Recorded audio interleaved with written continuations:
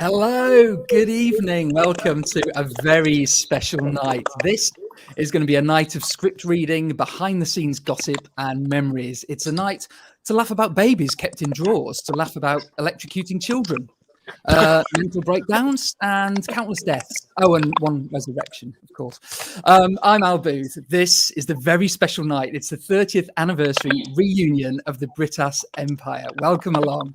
As you can see, the cast are here. So before I introduce everyone, let's have a little scene set. Let's take you back 30 years, back to how times were back then. Slightly different, obviously, as was like a year ago.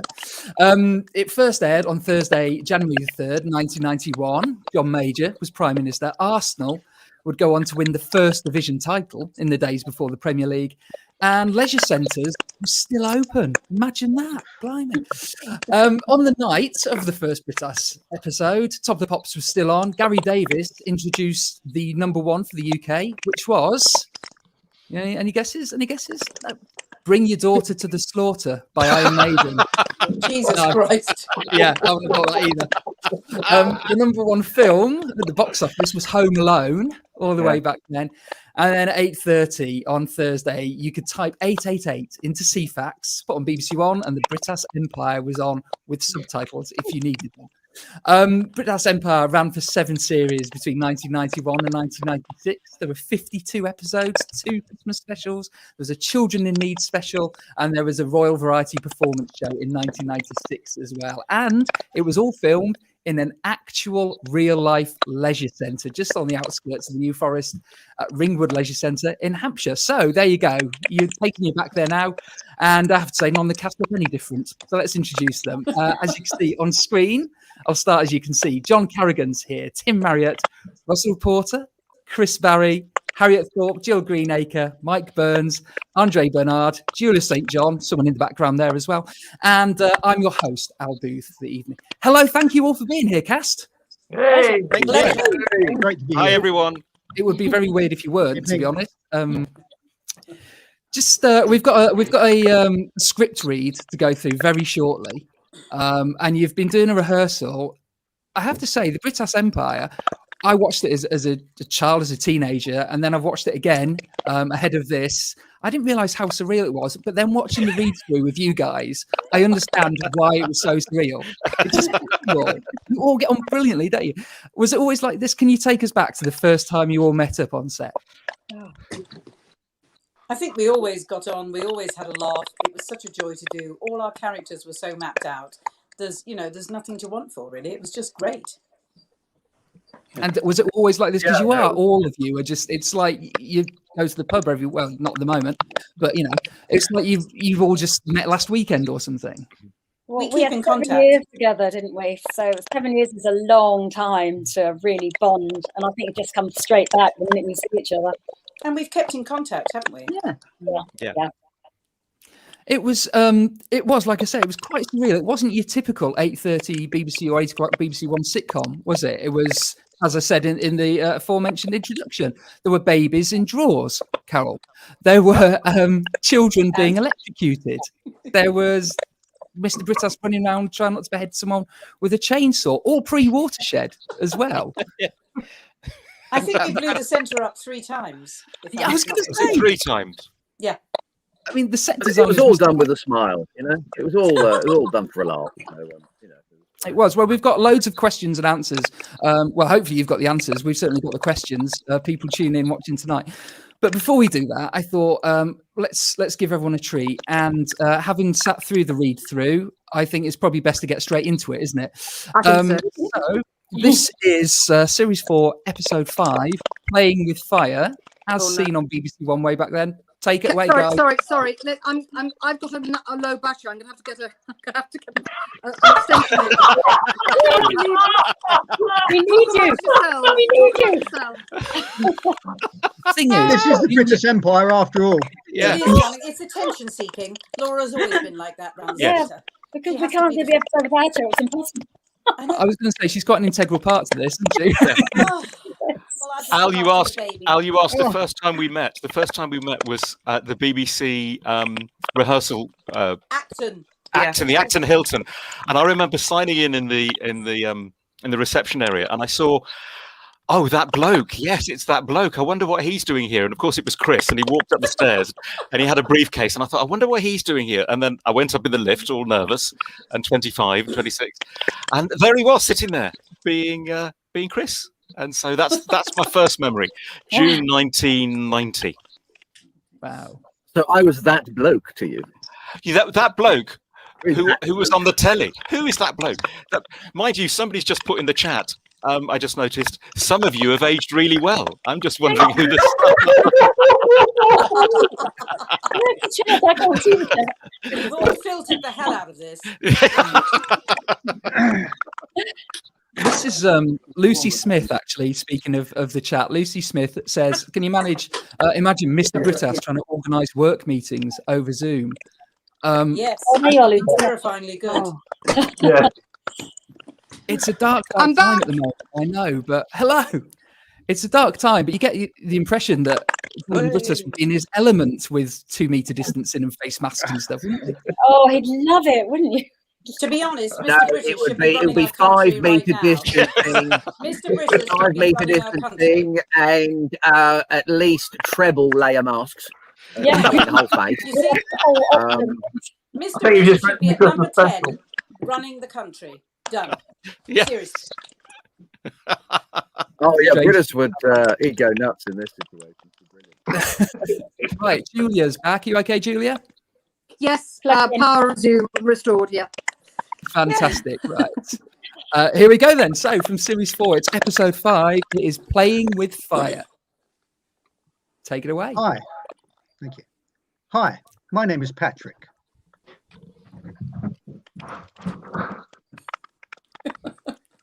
That 30 worked a years treat, ago, didn't it?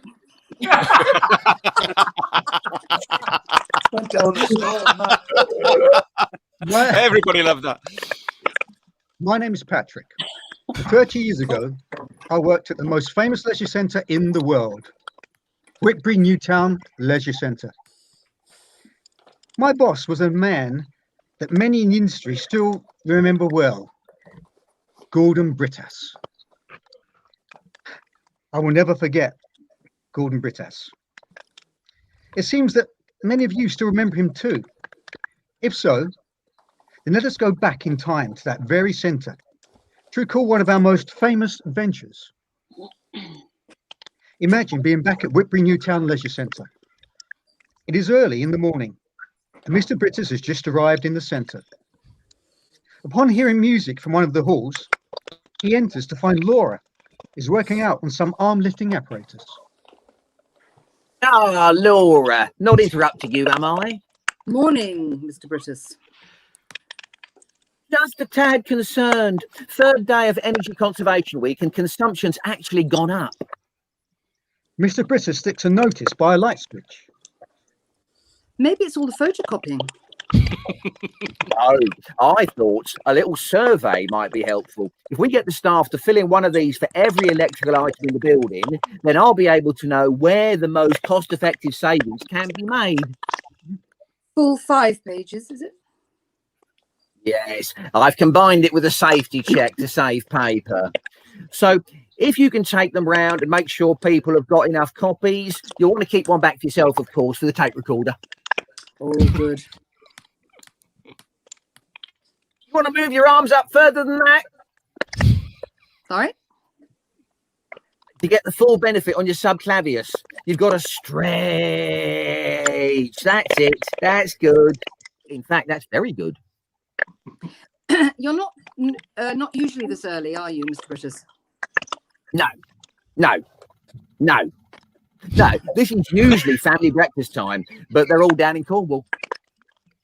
I thought you were taking your holiday next week. I am, Laura. Unfortunately, Helen got a bit confused over the dates and booked the wrong week. So they've gone on holiday without you. Yeah, funnily enough, they made exactly the same mistake last year.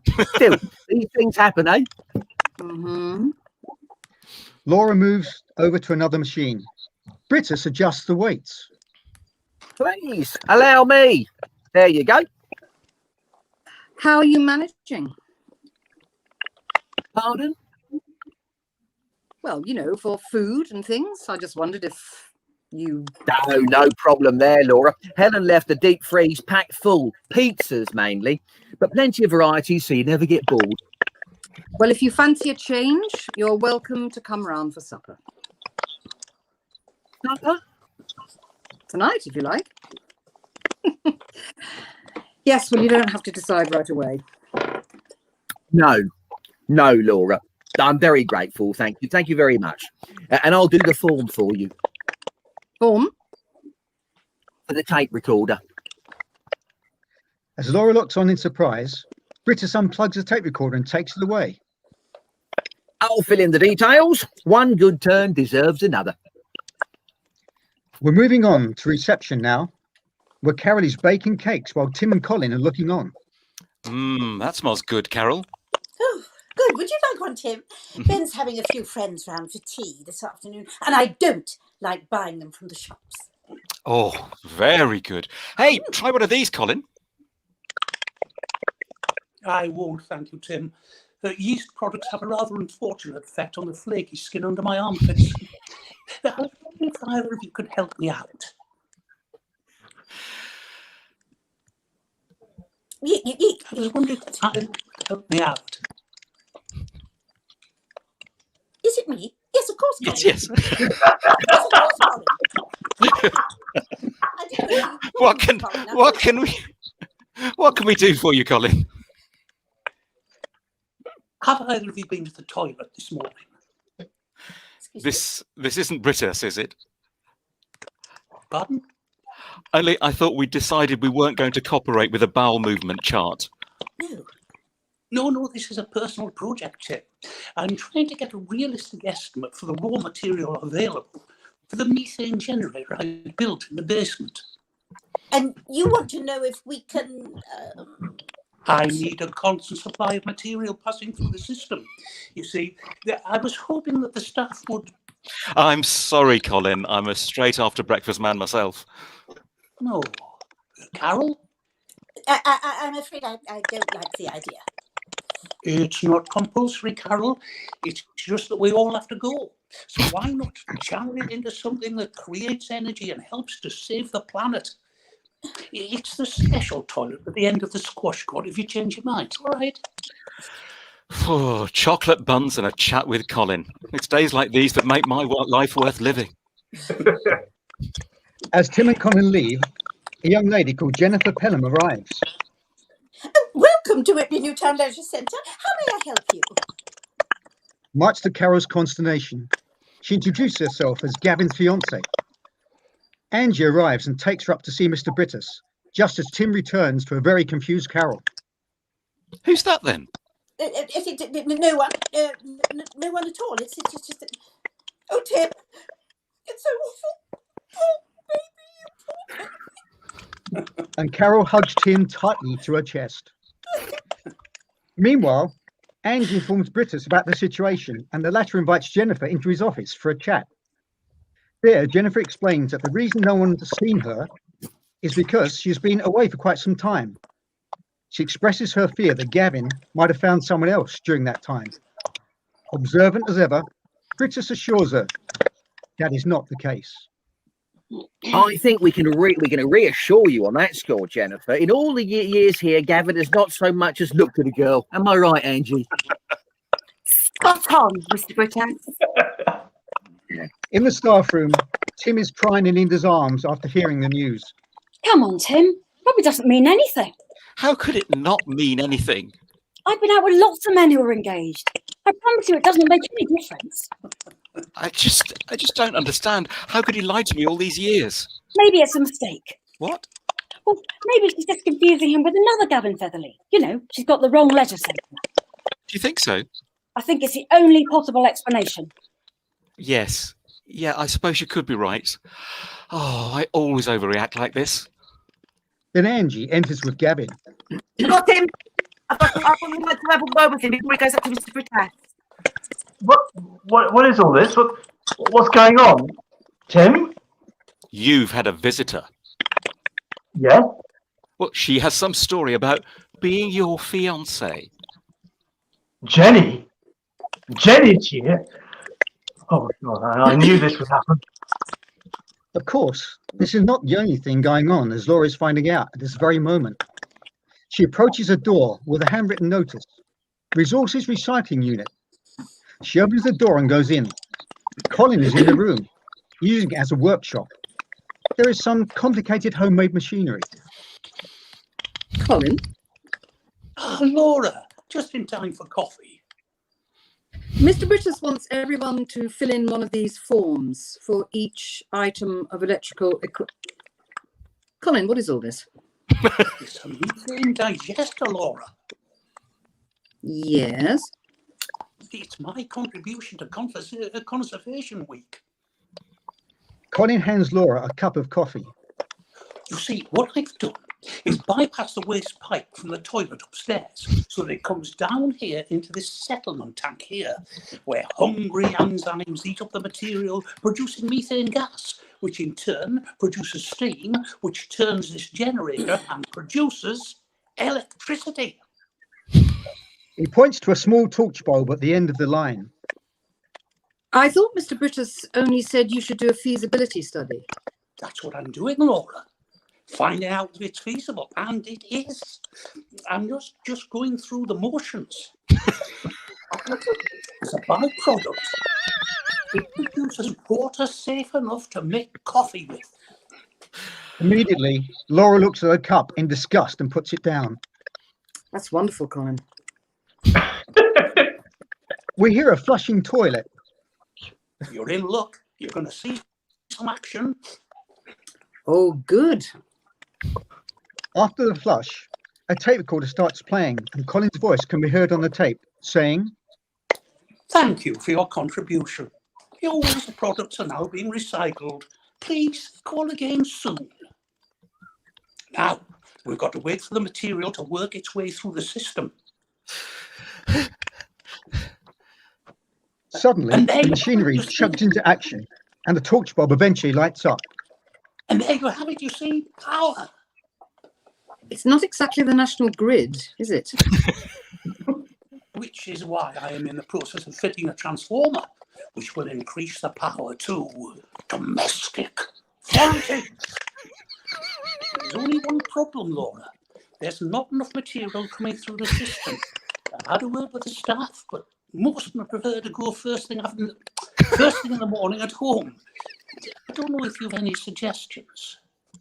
Do you know, I'm going to have to leave that one with you, Colin. Colin barely notices that Laura exits as he's looking up at the bulb almost reverently. Domestic voltage. Back at Mr. Brittas' office, while waiting for Gavin, our manager is still engaging Jennifer with his customary cheerful small talk. So, both your parents are dead. Then finally, Gavin arrives with clear reluctance and a tense Tim by his side. The meeting between Gavin and Jennifer turns out to be not quite the romantic reunion of long-lost lovers Mr. Brittas had envisioned. I got your fuse, Mr. Brittas. Come on, Gavin. That's no way to greet a fiancé you haven't seen for 5 years. Give her a proper kiss. And don't worry, we've seen it all before, haven't we, Tim? At that, Jennifer gives Gavin a big kiss that is not quite returned by Gavin. In fact, the poor man tenses up. But of course, Mr. Brittas did not see.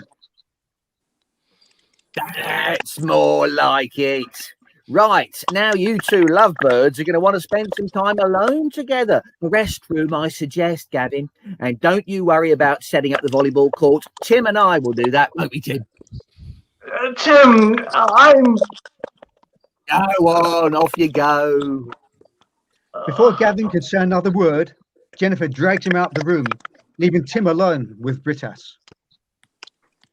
Who'd have thought it, eh, Tim?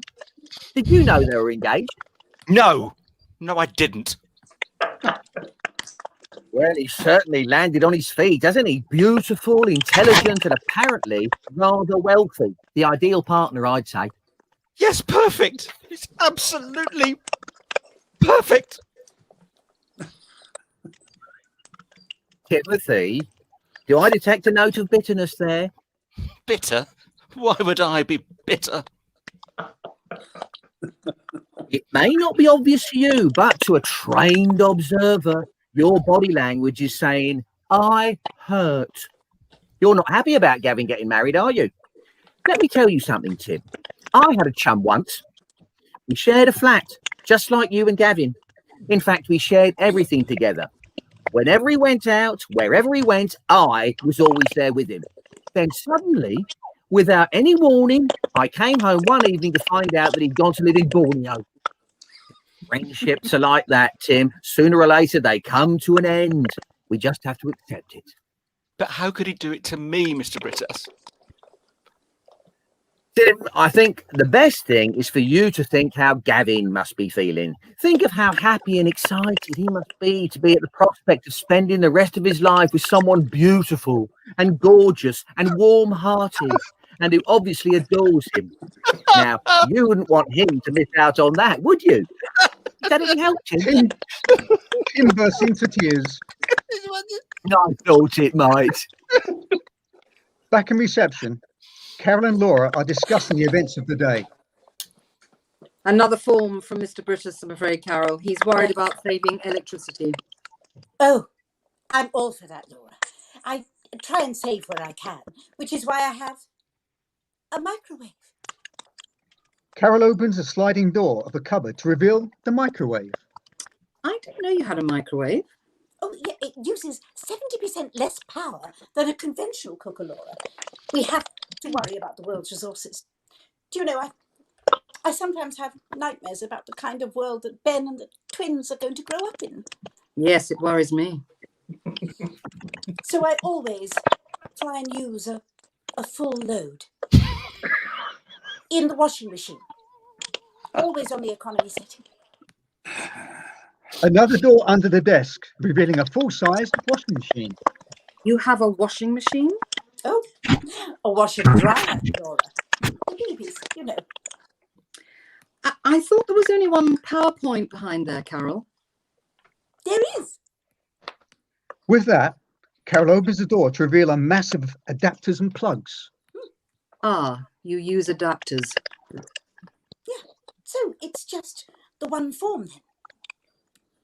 I think we'll miss you out of this one, Carol. Okay. As Laura moves to the end of the desk to check out something, Angie enters. Excuse me. Yes, Angie. Oh, I just got a message from the taxi driver, and he wondered if the young lady was ready. Only the meter is still ticking away. Oh, that must be the taxi for Gavin's fiancée. I'll just see if I can locate her. Carol moves to pick up the phone. Did you say Gavin's fiancée? Yes, she came down from Heathrow this morning. She's rather wealthy, which is really lucky for her. And you know, the driver said she's got about 240 quid already. Gavin has a fiancée? Yes, she's in the staff room. I was just going to give her a call. Before she can, Laura presses down the telephone receiver. Let me do this. Laura finds the couple in the staff room. Gavin and Jennifer are sitting at the table looking through advertisements for houses. Gavin is looking uncomfortable. Jennifer is intensely interested. We're told the taxi is waiting. Jennifer wants to use it to go to look for houses right away. Gavin signals to Laura for help. This afternoon? I thought you were on pool duty. Oh, I haven't thought of that. Mr. Brittas is very strict about that sort of thing, Jenny. Isn't he, Laura? Nobody's allowed to make any changes to the timetable. Determined to get her way, Jennifer leaves to talk to Mr. Brittas. Gavin, what the hell is going on? Laura, please. Are you seriously telling us that you are engaged to that girl? Well, technically, yes. Technically? What does that mean? It's complicated. It's not easy to explain. Well, I think you should try. Let's start at the beginning, shall we? Well, it was all a long time ago, Laura. I've been sent away to relations in Derbyshire. There'd been a bit of trouble at the local gym. There was a court case. Anyway, I met this girl. Jenny, Yes, and we seem to get on really well. You know, we like the same sort of things. And anyway, on my 19th birthday, I asked her to marry me. Just like that? Well, it had a lot of advantages at the time, Laura.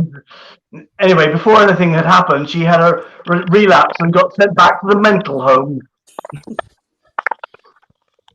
which is where she's been ever since.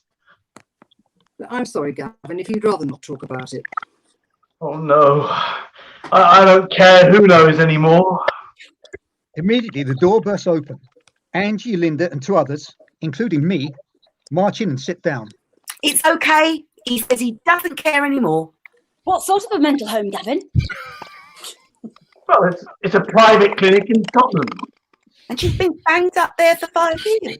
You haven't seen her? Well, I wrote to her. The doctor said it was important, so I wrote every week. But you didn't tell her about Tim? No, I didn't. I think you ought to, Gavin. Oh, how can I, Laura? She's just told me the whole reason she's cured is that I've given her something to live for. If I let her down now, she'll be right back to where she started off. I don't know what to do. Gosh, it's not easy, is it? Meanwhile, Mr. Brittas is still counselling Tim. Oh, I mean, there's something rather impressive about it, isn't there? A young, full-blooded male whose fiancée goes away for 5 years and he doesn't so much as look at another woman. And it can't have been that easy, can it? I mean, there's temptation everywhere. We all know that. And from some very attractive ladies. I suppose the best thing to do, Tim, is remember that while our loved ones are away, a promise is still a promise, and we will have to face them when they get back.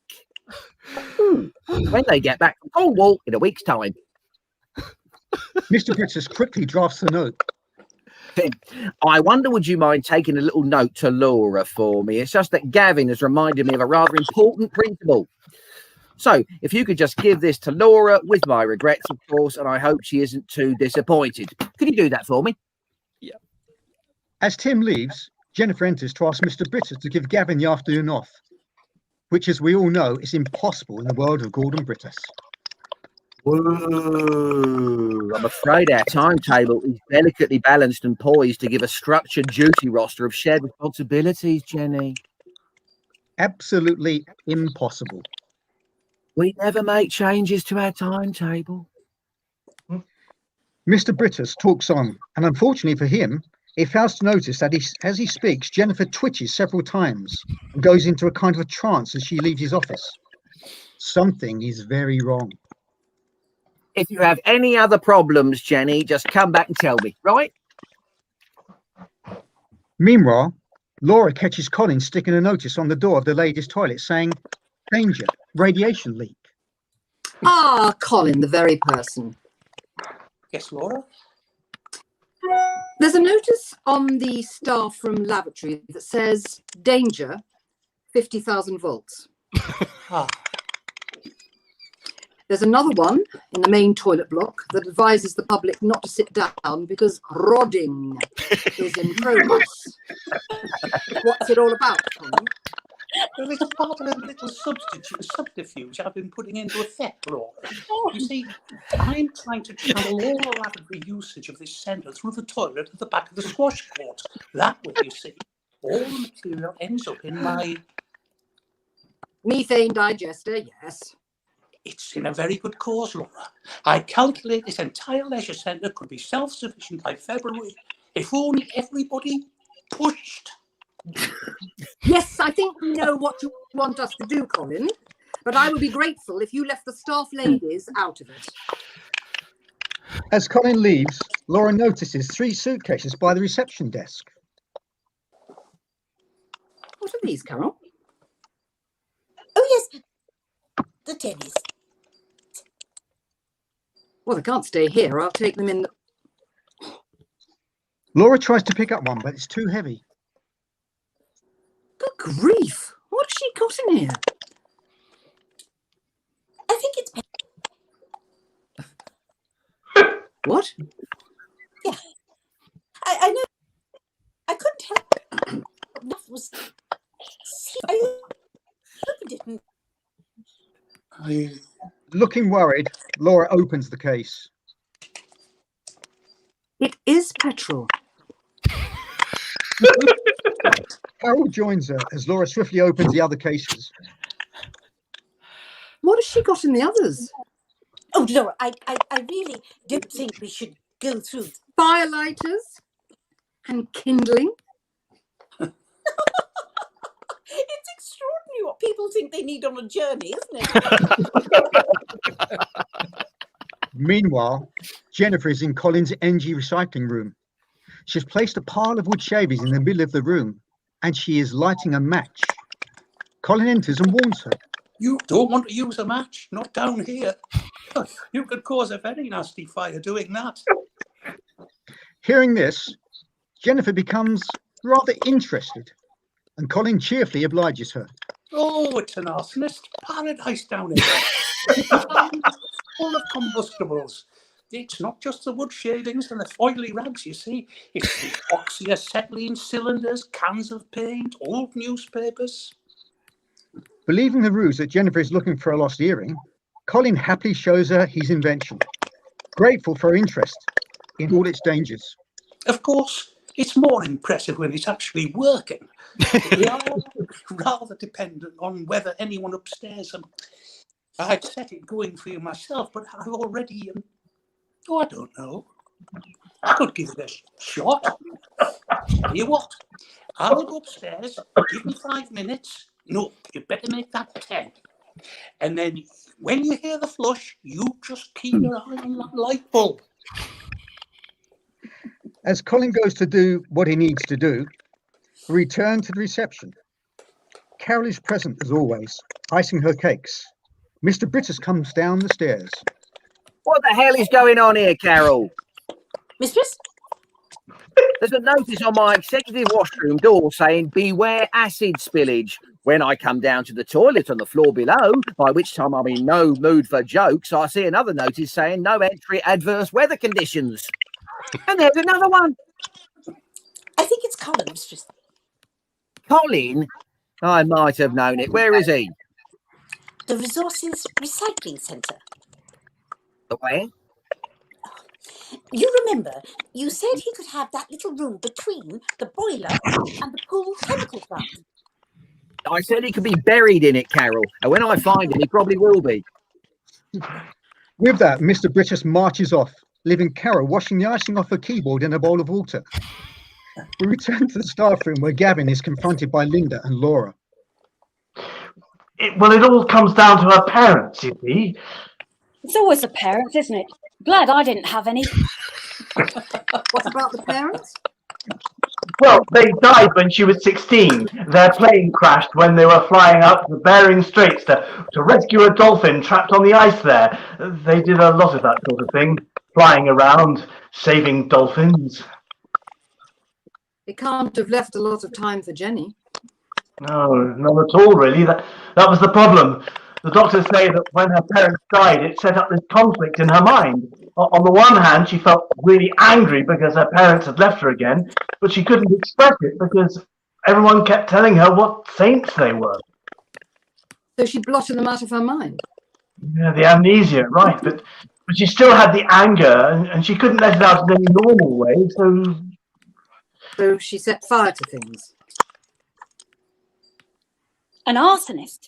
Yes. Just as well she's cured now, isn't it?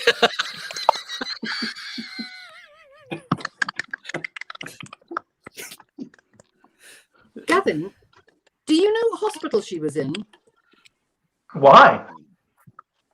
Well, I think it might be an idea if you gave them a ring. And we're back in the basement corridor. Things are heating up in more ways than one. A furious Brittas enters looking for Colin. Instead, he finds another sign on the toilet door. I'll kill him. Where are you, Colin? Stalking on, Brittas turns a corner, where there are several small fires in the corridor. As he stares in surprise, he sees Jennifer coming out of the Resources Recycling unit with some more stuff to put on the fire.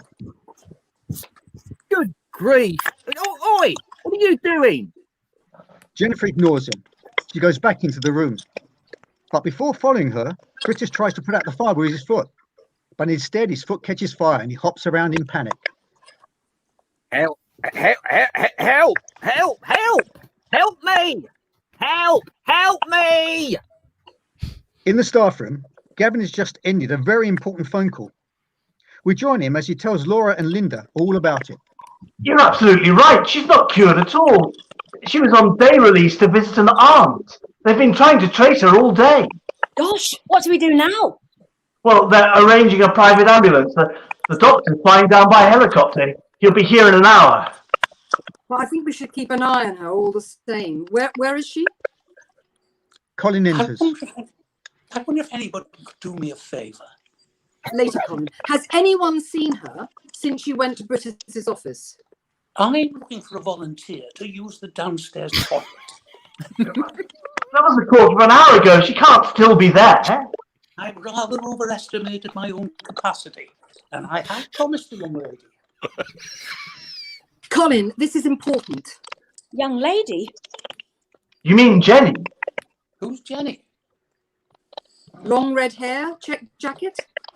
That's the one. I've promised her. Where is she? In the basement. Right. Linda, you and I will go down and keep her in conversation. Gavin, you better put those suitcases somewhere she can't find them. Yes. Oh, and Dr. Baumberger said the important thing is not to let her get upset or frustrated. Absolutely. We mustn't let her get angry. Where's Mr. Brittas? All thinking the same terrible thing, they run out of the staff room. Down in the basement, poor Mr. Brittas finds himself in a rather precarious situation. He's been physically inserted into Colin's machinery by Jennifer. There are iron bars securing his neck and hands. Jennifer is in quite a state, dirty and very angry. She's holding an iron bar and keeps hitting the machinery, narrowly missing Mr. Brittas. Meanwhile, Colin, Linda and Gavin and Laura run down the corridor and enter the room, just in time to see Jennifer break down. As Gavin leads his fiancée out, we gather from her ramblings that her memory might have returned. Meanwhile, the others turn their attention to a traumatized and twitching Brittas. Are you all right, Mr. Brittas? Just get me out of this thing, please, Laura. Quite a Colin strong and girl, Laura. wasn't she, Mr. Brittas? Colin and Laura try to remove his restraints, but cannot. Quite a strong girl, wasn't she, Mr. Brittas? We're going to need a hacksaw, Colin. Right, Laura. Don't worry, Mr. Brittas. You're quite safe now we're here. But as Colin speaks, there's a sound of a toilet flushing. Seconds later, Colin's voice comes over the tape. Thank you for your contribution. Your waste products are being recycled. Please call again soon. The machinery grinds into action, with Colin and Laura staring in disbelief. As the generator starts working, Gordon starts shaking. A blue glow engulfs his body and his hair stands on end. Then, well, I'd rather not say. Moving swiftly on, a few hours later in Brittas's office, a barely recovered Brittas, still twitching, is sitting at his desk. His hair is still on end and his face is all aglow. Laura enters. The ambulance is leaving if you want to say goodbye. Not particularly.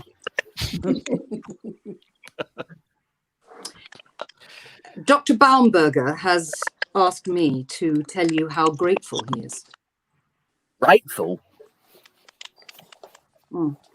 Apparently, at the hospital, they've been trying to get Jenny to release her feelings like that for years. They could never make her angry enough. They say it's a real breakthrough for her. All these years, she's been trapped in her past, and now suddenly she's free. And it's all thanks to you. Me? The doctor said he'd quite like to talk to you about it sometime. Find out how you did it. Is he? He said you have a very special talent. Well, Laura, I mean, Oh, I I got your note, by the way. sorry? About not wanting supper. That's fine.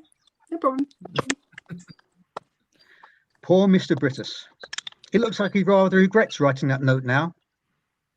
Deciding he wants to see Jennifer, after all, he joins Linda, Tim and Gavin for a chat at the front door as the ambulance drives off. So, they're taking her back to the clinic, are they? Not for long, they think. Yes, the doctor reckons she's well on the way to recovery. It's like a miracle. Mr. Brittas, I don't know how to thank you. It's all right, Gavin.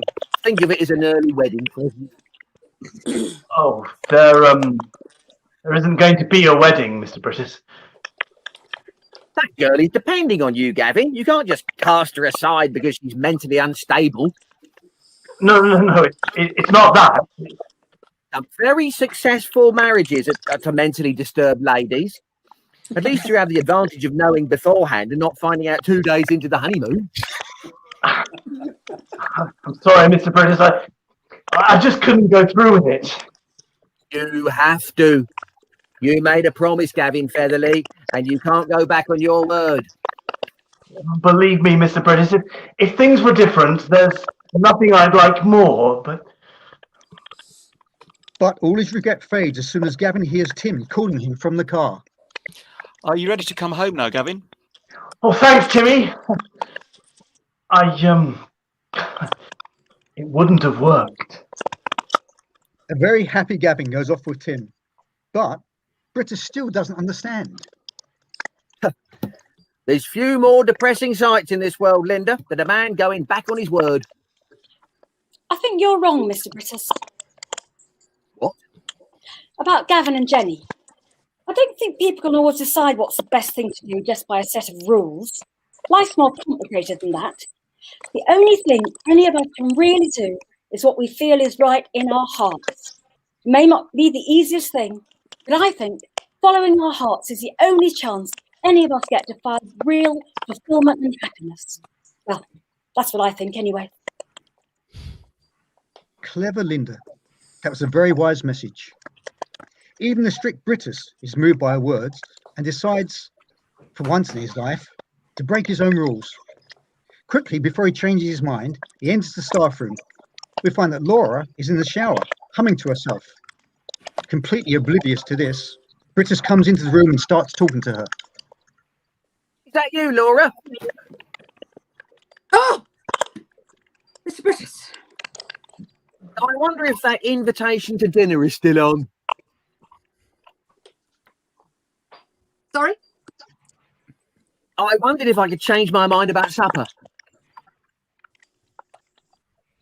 What, you mean tonight? If that's all right, yes. Yes, that's fine. Excellent. What time would you like me to come round at? A mildly annoyed Laura pops her head out of the shower. Could we talk about this after I finish my shower, Mr. Brittas? Right, okay. I'll wait outside and we can talk it while you're getting... Oh, that's beautiful. And we can talk it over while you're getting dressed. A happy Brittas sets himself on the bench. A happy Brittas sets himself on the bench, looking rather hopeful for a change. The end. Hey. Brilliant. Well done. By a wing and a prayer. That was amazing. It was so lovely to be those people again. Yeah. I was going to say, does that take you back? Yeah. Oh, yes. Straight away. I think a lot of people loving the fact that Russell was enjoying it with actually, like someone said before in the rehearsal, he was there. You were in the episode. Russell was enjoying it like it was the first time he'd seen it. Absolutely. Oh, Timmy, you're right. I'm fine, thank you. Love you, Timmy. Yes, you have some ways of showing it. I'm telling me you're engaged. Good start, boys. Completely vacant for the last 30 years. Do you know what, as well as silly as the Brittas Empire was, brilliant. The writing is just amazing, isn't it? And silly, it was kind of groundbreaking in that relationship between Tim and Gavin, wasn't it? In terms of this openly gay relationship on the screen without any. It wasn't like cartoon camp or anything like that. And it was also totally normal. And the only one who didn't know was Brittas, and everyone was completely fine. It was never an issue. No one commented on it or anything. No. And they didn't beat you over the head with it, did they? It was just natural for us. That was why it was so wonderful. Yeah. We were very lucky, very fortunate. We were saying as well. Pauline the Milkman. Yes, Pauline the Milkman. Yes. Oh, yes. With the beard. Yes. Yeah. Colin's girlfriend. Yeah. He doesn't know, does he? I He was forgot. a nice actor. Yes, he was. So I know this is. I mean, we're talking 7 series and 52 episodes. I know it's going to be a very vague question, but is there a moment that stands out, either an episode or a particular scene that stands out? And you can all. I won't go around the room, but of course, jump in. There was one that I remember when it was set in the future. And that the one set in the future was great. Yeah. Oh yeah. Where and then you look back now. Was that a Christmas special? Yeah. Her daughter had been eaten by a shark. Oh, I love that one. That's my favourite line in the whole series. I'm afraid your daughter's been eaten by a shark. In a home county's leisure centre, it's just not what you expect to happen to you. He was a good actor as well. And Seb Coat changed to the railing. Seb Coat changed the railing. That's good. Yeah, I changed him up, didn't I? Yeah. Sorry, Julia. What was your scene? So the wedding of Mrs. Holroyd. That was another brilliant episode. So it was just so clever. I mean, as I said, when we were all emailing each other, these are so funny. I mean, all these years on, and they are so funny still. I was reading them for the first time since we'd done them, and I was laughing out loud. The writing is just so clever and complex and layered, and all the things we want but very rarely get. And it's great. Yeah. And it's so off the wall, just the emu episode where the emu terrorised everyone in the centre. I love the emu. Yes. That's where Jill gets her gun out. Was there any? Because it was so outlandish, wasn't it? Like it was strange because it was never. It was so over the top without you ever thinking this wouldn't happen. You can kind of almost see things because of the characters and the cast and that happen. Was there every time when you thought, "Oh, I'm not sure about this"? No. Of all the executions. No. None you of just that. thought, bring it Love on. them. The death toll was what, about 10?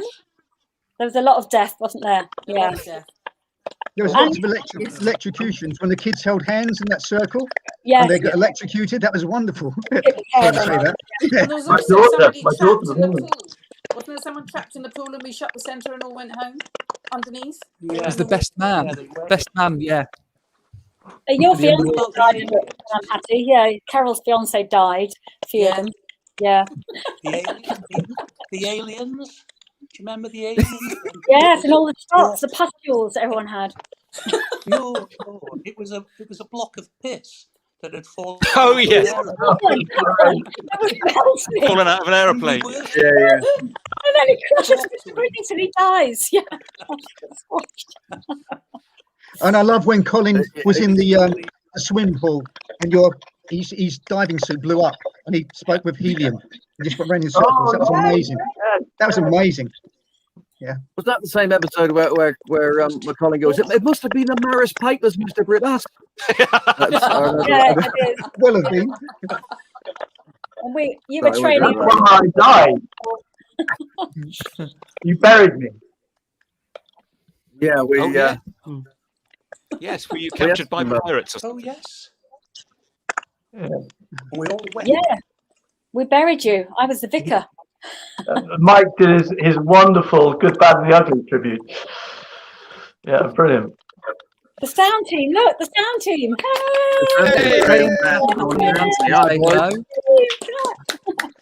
Also, you've got Mike Stevens. Yay!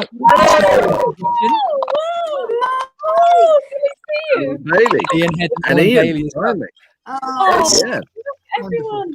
Oh, It seems like it was such a not just the cast, obviously, but a warm set throughout. It was family. It was the show. One of the great things about the show is the whole company was like as one. Where sometimes you can get a little bit of separation between crew and cast. But on Brittas, it was very definitely all one company, particularly on location. Yeah, it's great. Yeah. Now there were two endings, obviously. Sorry, Mike. What was that? Just like I'll go back. There were two endings, weren't there? There was the first Mike ending. Stevens, did you say Mike was there? Yes. Yes, sorry, yes, he's watching. Yeah. Yes, dear. Oh, he's gone. Gone into shock. No. He's gone to meet him. I didn't realise he hated him so much. I didn't realise. Mike's getting on to his agent. Mike's doing a good job.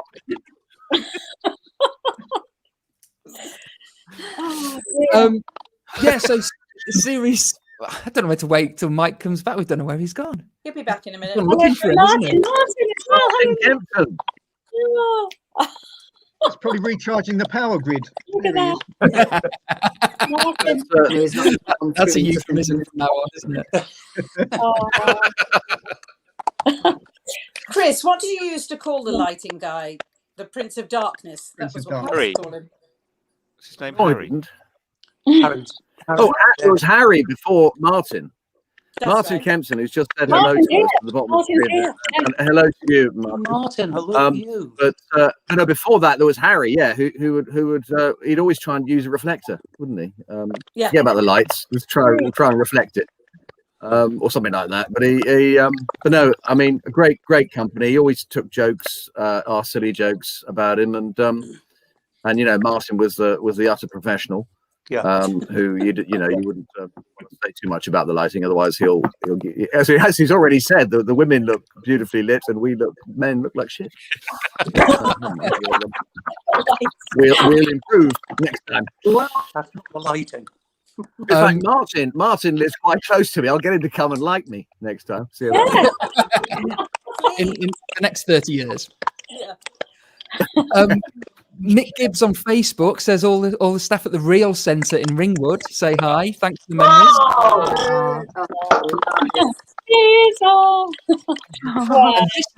And this is a great question. Adrian Watmouth says, who played the most practical jokes on set? Julia. Me, did I?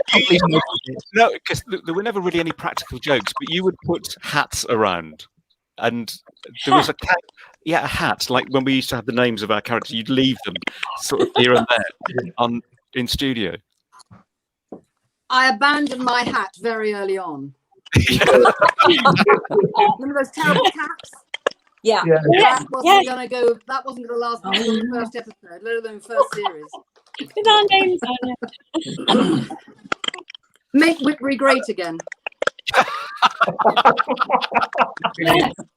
Marwa. Oh, Marwa. Rodri's asked a question which, given the reading we've just had, I don't know if you can single one out, but what was the hardest scene to film in terms of corpsing? Can you remember? Every The scene. electrocution. It was hilarious. With the blue light. And it was absolutely hilarious. And then what makeup had done to Chris, with his hair was standing on end and he was all pink. It was absolutely hilarious. I look at it now and it makes me laugh, roar with laughter now. It's really funny. What do you say, Colin? You were in there. Mike. Yes. Sorry, Ken. Colin. I've got bad sound. That'll do. Yeah. Also, when Brittas would call a meeting with all the, with all the staff, yeah. The staff meeting, we'd always corpse in those scenes, always. Yeah. They were great. The staff room scenes. Oh, so fun. They're our favourite, really, weren't they? Yeah. Hilarious. Colin was always late. Did you get to keep? I see, Harriet. You've got obviously baby Ben with you. Well, he's 30 now, but yes. Yes. That's actually my grandchild. Great. My Oh, is it? grandchild Oh. now in the centre. Yeah. Right, in the drawer. Did you get to keep any props? Is there any keepsakes that you particularly fond of? Probably more. remember, Yeah, I of mean, course. You Russell. want to? They were primary colours. Look at Tim. Look at Russell. Russell. Russell. with his I'm eyes. not wearing a shirt. I'm not wearing a shirt. That was that episode wasn't it, when I had a green leotard. Macho Max. Macho Max. I think Oh my God. we all That's kept terrifying. our memories, really. And What- certainly yeah. some of our clothes were lovely, and we got to keep them afterwards, didn't we? Yes. That's very good. I must admit, I kept the badge. I don't know if I can say it here. The badge that didn't say Crazy enough, Whitby Newtown. Yeah, I kept the badge that said Shitbury Newtown Leisure Centre, and I've got that. I threw my Marks and Spencer stuff away. I thought I didn't want to hang on to that. No. We didn't I even threw it. go I too didn't throw it much. away. I gave it to charity, darling. So Cool. I got a every time I white put on a blazer and grey slacks, you people say you just look like Mr. Brittas with not much hair. So I had a tree from the episode when you went to heaven, Mr. Brittas. Oh, and, yeah. and there were those white trees. I took one of those home and had it as a Christmas tree for years. Brilliant. Oh, amazing. Well done. Just going back to that, actually, that particular episode, because is it right that was meant to be the final episode? Obviously, it's hard to come back from death, although obviously you did.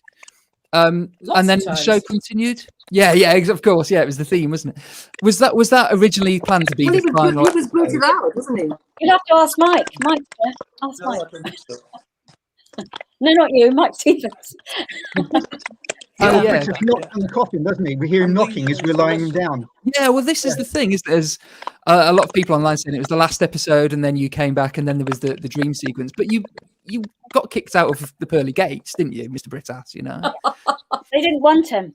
No. yeah, no. Yeah, I could have knocked a few heads together up there. I can tell you now. Given a lot of disorganised goings on up there. I'll tell you that now for fun. No, look, I mean, we'd all. Please. Yeah, well, my calling is coming. I think. Look at the chaos. Yeah, come on. Please, Miss Briss. Would you ever bring back? We want to, don't Sounds we? bad. We want to bring back. Yes, please. Bring back Brittas. Somebody's got to do it. Somebody Well, recorded look, a wonderful song called "Bring Back Brittas," which I will put online for you all. Oh, great. Wow, Fabulous. You? wonderful. No, not me. Ah. A wonderful friend of mine. Great. Oh, look. Hey. Oh. There you go. There we go. I did some couple of years ago. There was a chance that we were going to maybe get on Children in Need, and we were quite close to it. Because a guy I know, I used to play football with. He was one of the producers for Children in Need, and I think we got quite far before some person came along and said, "I don't think we will." So I mean, there's been positive thoughts about doing Brittas again, but it's just never really quite got there. And of course, you've got the writer Andrew, Richard, I think it is, who I don't know. I don't think he and any of the broadcasters that he's been in discussions with can quite agree on how Brittas would come back. So, Do you remember in the last two series we had a group of 6 writers writing? Mm-hmm. Yeah, Terry and others. That's right. And Chris. Terry Carrigan, Mike Walling, Tony Millen. Mhm. Yeah. I think never say never. Never say never. No. Do you think it would work now? Because even just that read through, and when I've been watching it recently, there are things I laugh at, and I think I don't know if I should be laughing at this. A lot of it doesn't seem so PC, to be honest. Yeah. But I think because it would be back in its new form, and we'd all be Mental older, health, and my yeah. grandchildren would be in, the drawers in the cupboard. We'd all moved on. And Russell and I did a few little things, didn't we, Russell? Yeah, they were great fun. Trying to get Brittas back with, to take over the world. And we worked out that everyone had moved on. Laura had become a counsellor and was in, San Francisco. Mhm. Jill, where were you, darling? What were you doing? You ran a I don't know, a that's vegan in stand. the future one, yeah. There's all potential, potential for us all to have evolved. And I think all that Yeah. issue of things not being quite PC, we would, because it's an open, amazing show, that would all be corrected and we'd be back. Yeah. I agree. And you're all up for it as well. Oh, yeah, definitely. Why wouldn't you then? You should show this recording to someone else. Someone it will prove Yeah, it. absolutely. Yeah. Definitely. What do you think, Chris? There's a brilliant someone called Mr. Brittas, what do you think? Sorry. I think yes. I think it's with a couple of notable exceptions around looking at the screen here. I don't know where they are. I'm sure some of you may know who they are, but where they are. Working, darling. Working. Both working. Okay. Working. Gosh. Anyway, yeah, we all, darling. I think they could. I think this show could come back, but I mean, it can't have escaped anyone's notice that getting commissions these days is something of a box-ticking exercise, and we may not tick all the boxes. We had 13 million viewers. They haven't gone away, darling. They're still there. You don't get 13 million viewers nowadays. There are a million channels, but they're all. I don't think they're interviewers now, though. I think, as I've just, everything you're saying, the traditional way of commissioning a show, very funny, loads of viewers, let's do that show. They don't necessarily just do that anymore. They consider other things, and I don't think our show quite reaches the level. Maybe we should do a special. Yeah, Christmas special. Yeah. We could sort of do it ourselves online. Yeah. We could do it. We could, we could sort of get a camera crew and crowdfund it or whatever, and do it that way. But also the way the world is at the moment, people want nostalgia, don't they? They want to feel good again. They want to forget about current day and stuff. So, Chris, what's the other famous show that you do that I don't like to mention? Sorry? What's the other famous show that you do, darling? The space one. Spitting Image? No, the space one. Red Dwarf. Oh, you mean Red Pilot? Red Dwarf. Yeah, Sorry, Red Dwarf. But that's jumped to Dave, hasn't it? Yes. Next question. All right. Why did you mention that? I was trying to avoid mentioning that. It's a wonderful show, and it's still going. Yes. Because it's a possibility it could come back. Red Dwarf was ahead of its time. And we were. No. I'm trying to find We were very much of our time. We were very much of the 90s. We were. As we said with the boys. And I was a single mother bringing my children to work way before it became an official day in the year. Just saying.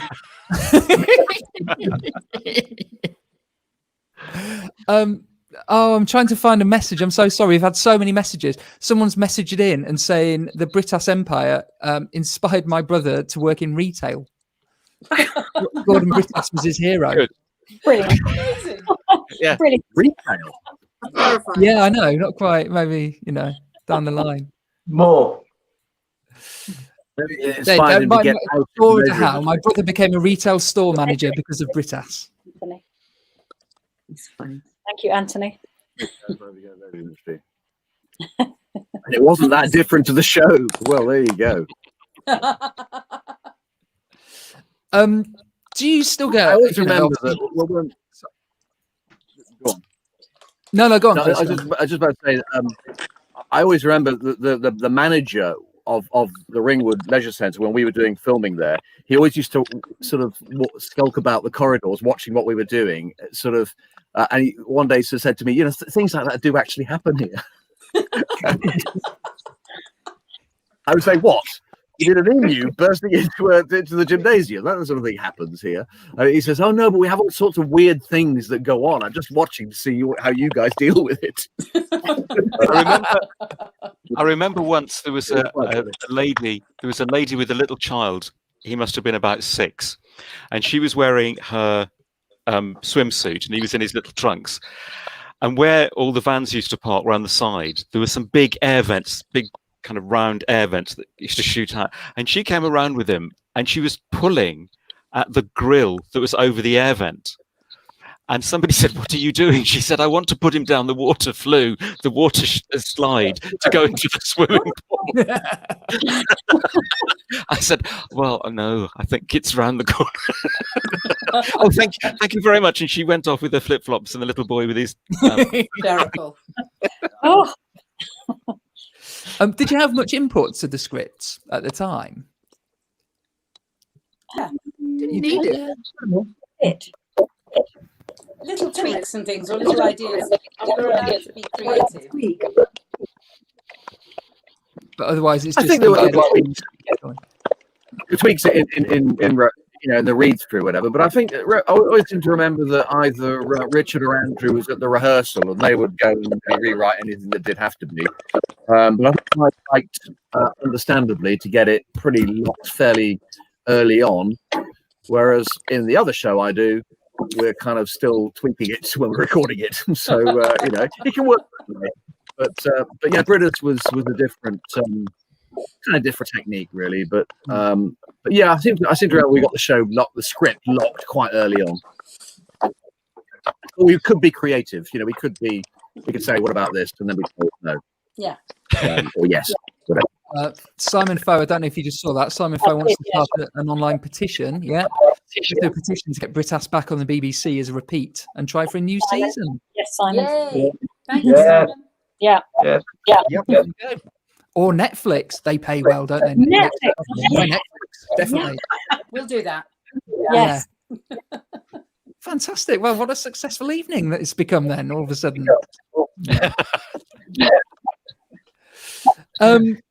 Well, I think, Mike's back. Mike keeps, I want to know where Mike keeps going.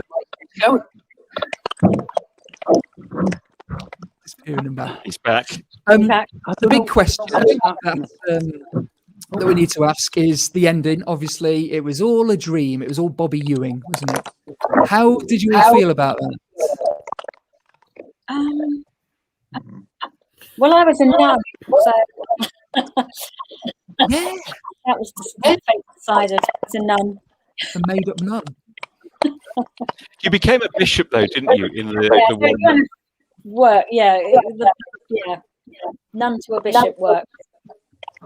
I remember we shot that at the Swanage Railway, and I was quite interested in railways, so I was slightly distracted by the whole thing. I was just glad to be on the Swanage Railway and see old locomotives and stuff. Yeah, it was a bit, I don't know, some of the UN shows that have been going on for a few seasons. I mean, it's difficult, really. But you can always get out of it. Come back again.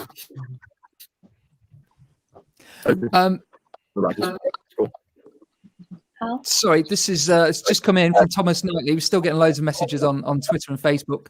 Thomas says, "What about a lockdown Get Fit with Brittas special?" Oh, yeah. There you go. Yes. To rival Joe Wicks. That's how you do it. Oh.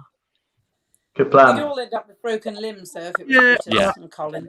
These days, it'll be a dog walk, and followed by 10 and maybe a few sit-ups, and I use the dumbbells, but I'm pretty limited to that. Plus, maybe the odd round of winter tennis. But yeah, it wouldn't be as energetic. We did get fit with Brittas, didn't we? At one point, Yeah. I think I did a little. Yeah. That was quite interesting. And then Hiking obviously boots, there was I remember. the comic relief Word Up with Little Mix, who is it Jade and Leanne from Little Mix were born the year that the Brittas Empire started. There you go.